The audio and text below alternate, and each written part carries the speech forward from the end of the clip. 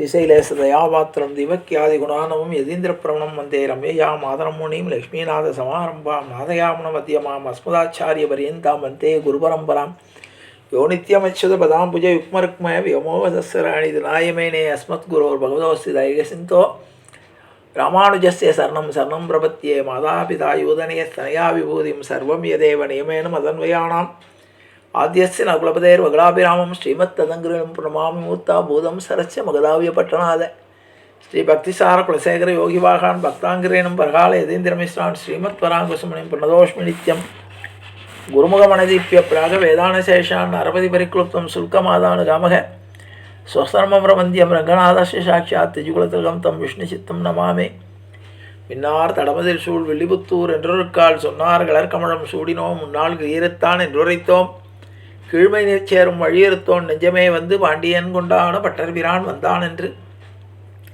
ஈண்டிய சங்கம் எடுத்து ஊத வேண்டிய வேதங்களோது விரைந்து கிளியறுத்தான் பாதங்கள் யாமுடைய பத்து பல்லாண்டு பல்லாண்டு பல்லாயிரத்தாண்டு பல கோடி நூறாயிரம் மல்லாண்டதிந்தோள் மணிவண்ணாவுன் செவடி செவிதிருக்காப்பு அடியோமோடும் நின்னோடும் பிரிவின்றி ஆயிரம் பல்லாண்டு வடிவானின் வளமார்பினில் வாழ்கின்ற மங்கையும் பல்லாண்டு வடிவார் சோதி வளத்துறையும் சுடராழியும் பல்லாண்டு படிபோல் புக்கு முழங்கும் அப்பாஞ்ச சன்னியமும் பல்லாண்டே பல்லாண்டென்று பவித்திரனை பரமேட்டியை சாரங்கம் என்னும் வில்லாண்டான் தன்னை வில்லிபுத்தூர் விட்டு சித்தன் விரும்பிய சொல் நல்லாண்டென்று அமின்றுரைப்ப நமோ நாராயணாயவென்று பல்லாண்டும் பரமாத்மனை சூழ்ந்து எத்துவர் பல்லாண்டே அண்டாள் திருவடிகளே சரணம் ஆழ்வார் திருவடிகளே சரணம் ஆச்சாரியன் திருவடிகளே சரணம் ஜீய திருவடிகளே சரணம் அப்பன் சுவாமிகள் திருவடிகளே சரணம்.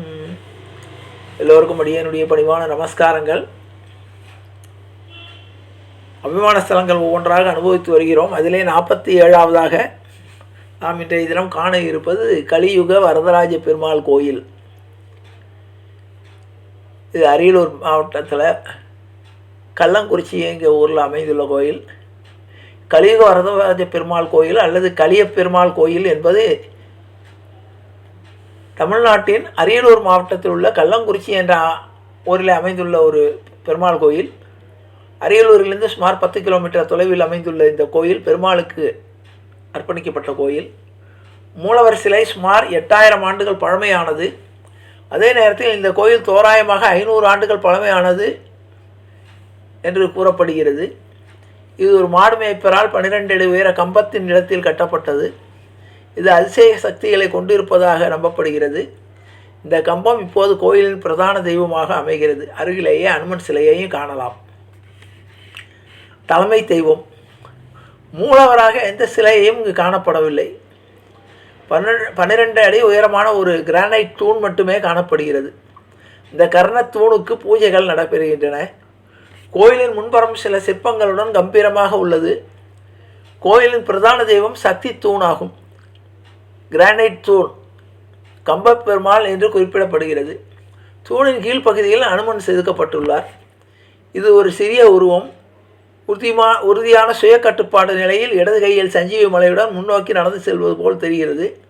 அதே நேரத்தில் வலது கை உறுதிப்பாட்டின் அடையாளமாக உயர்த்தப்பட்டுள்ளது. கருவறைக்குள் உள்ள தூணை சுற்றி செல்லும்போது 250 ஆண்டுகளுக்கு முன்பு கோயிலை கண்டுபிடித்த 2 செதுக்கப்பட்ட உருவங்களை காணலாம். ஊர்வல தெய்வமான வரதராஜ பெருமாளை கோயிலுக்குள் ஒரு பெரிய இடத்தில் வழிபடலாம். ஸ்ரீதேவி மற்றும் பூதேவி கோயிலில் காணப்படுகிறார்கள். இந்த கோயில் கலியுக வரதராஜ பெருமாள் கோயில் என்று அழைக்கப்படுகிறது. இந்த கோயிலுடைய ஸ்தல புராணம். ஒரு காலத்தில் கோபாலன் படையாச்சியின் மகன் மாங்கன் தனது இடத்தில் ஏழைகளுக்கு உதவி செய்து வந்தான். அவன் ஒரு பசு கூட்டத்தை வெளியே எடுத்தான்.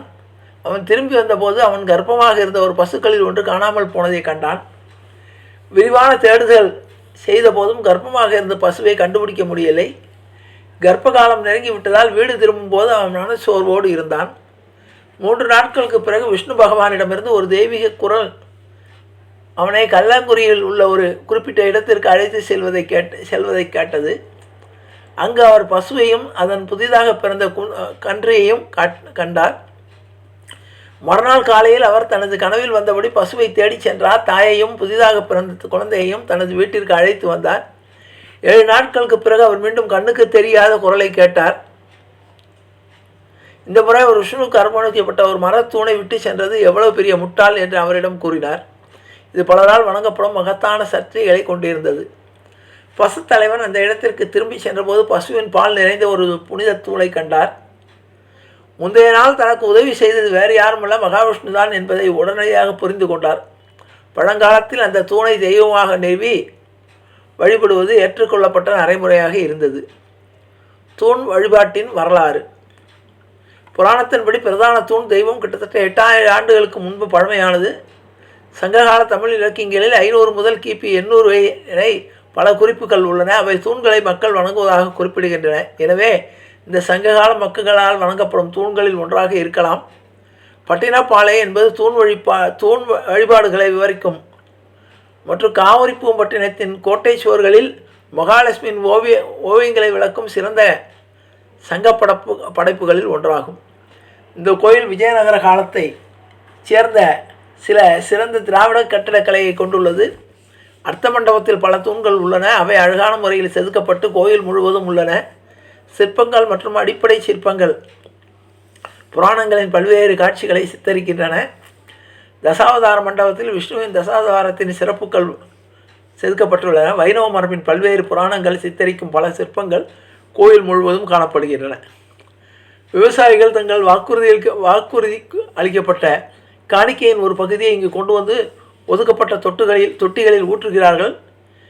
பின்னர் அவை அளவிடப்பட்டு பைகளில் கட்டப்பட்டு மேலே உள்ள அறைகளில் வைக்கப்பட்டு வருகின்றன.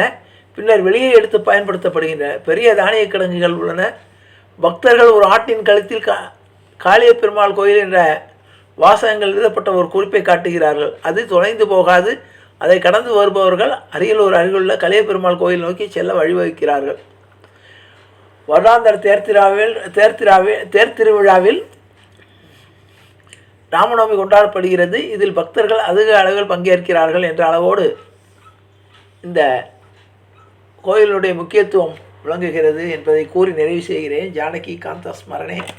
ஜெய ஜெய ராமராம். சத்குரு மகாராஜ் கி ஜெய. ஆஞ்சநேய மூர்த்திக்கு ஜெய. அறியாத பிள்ளைகளும் அன்பினால் உந்தன்னை சிறுபேரழைத்தனம் சீரி அருளாத இறைவான் இதாராய் பறையேலும் ரொம்பாவாய்.